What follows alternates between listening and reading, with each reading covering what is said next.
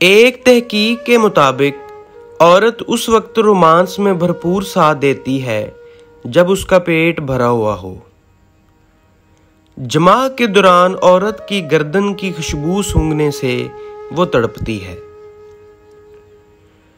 औरत को चाहिए कि मर्द के सामने अपनी जीनत व जमाल का ऐसा ख्याल रखे कि जब वो तुझे निगाह भर के देखे तो अपने इंतखाब पर खुश हो और जितना हो सके उसके लिए बन ठन के रहे। इससे उसका खावंद कभी भी उससे दूर नहीं जाएगा। इज्जत औरत के दिए जाने के तोहफों में से सबसे नायाब तोहफा है, मगर इतना कीमती और नायाब तोहफा देना हर मर्द के बस की बात नहीं।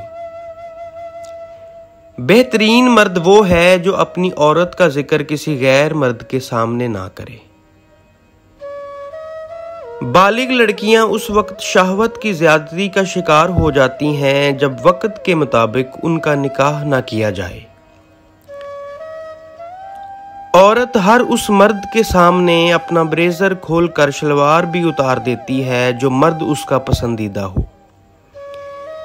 अगर मेरी ये वीडियो आपको पसंद आई हो तो प्लीज़ इसको ज़्यादा से ज़्यादा लाइक करें और इस तरह की मज़ीद वीडियोस और कहानियों के लिए हमारे चैनल बोल्ड स्टोरीज़ हब को लाजमी सब्सक्राइब कर लें। शुक्रिया।